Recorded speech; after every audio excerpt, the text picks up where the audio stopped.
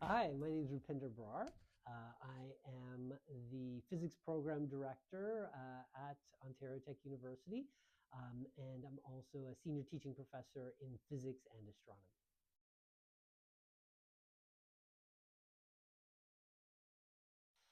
I mean, the obvious answer is Isaac Newton or Albert Einstein, the two kind of pillars of physics.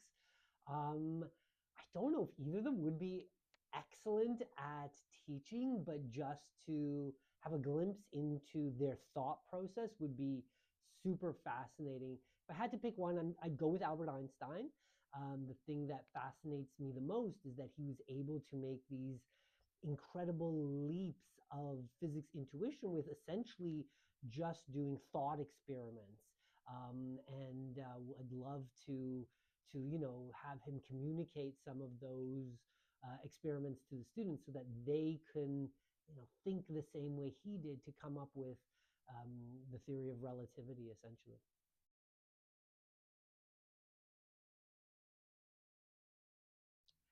I would say there's two of them, actually. The discovery of extrasolar planets, that is, planets that we have found outside of our own solar system. The first one was actually just 1995, and since then we've found thousands of more planets. And so this entire field of finding more planets and discovering the wide variety of different worlds that are out there is super, super exciting, both as a physicist, as an astronomer, and as someone who wants to know, what else is out there. The other one that's very exciting is the discovery of gravitational waves. And so, about 100 years ago, Albert Einstein predicted the existence of these gravitational waves from his general theory of relativity. And the pursuit of actually observing the gravitational waves has been ongoing for decades now. And it's only fairly recently that we've discovered the first gravitational wave event.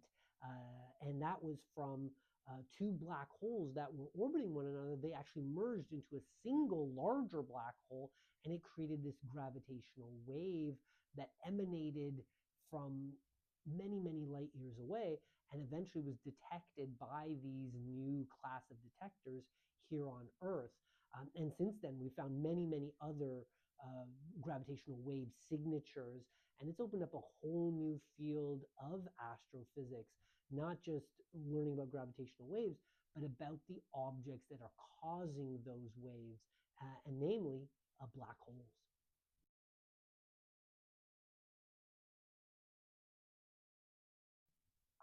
My passion for physics began as a child, and specifically, it was for space itself, right?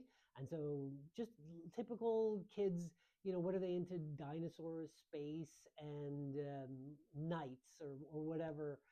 And for me, it was space. And so, I wanted to learn everything I could about outer space, and then eventually coming to the realization that through physics as the investigative science, I can learn as much about space as possible, and hopefully, satisfy that curiosity about what else is out there.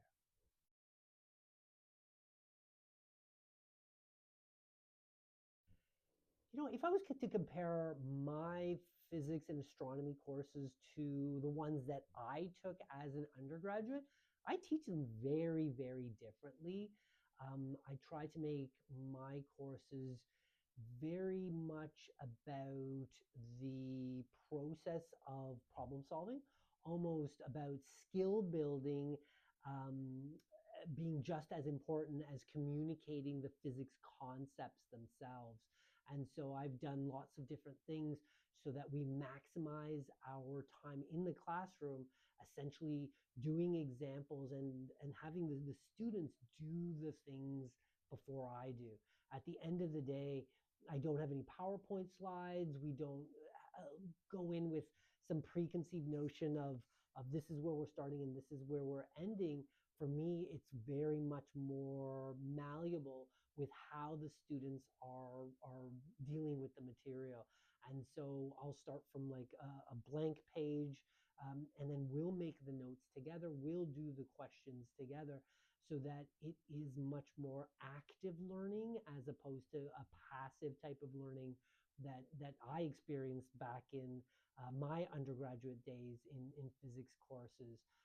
At the end of the day, you don't learn so much watching someone else do physics as you do doing the physics yourself.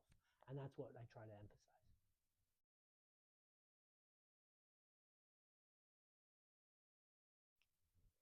I'd say the students, actually, the students that I come into my class, the ones that are so keen to learn, to absorb information. They come to my office hours.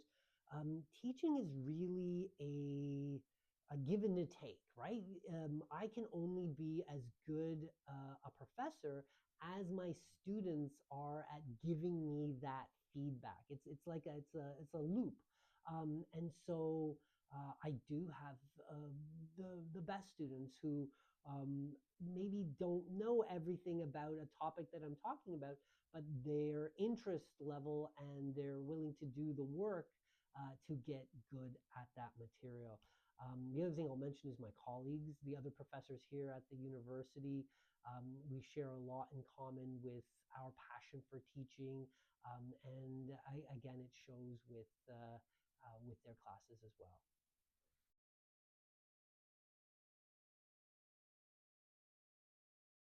Oh yeah. So if we have students that are just starting out, I tell them to, get involved in things outside of the classroom to start with.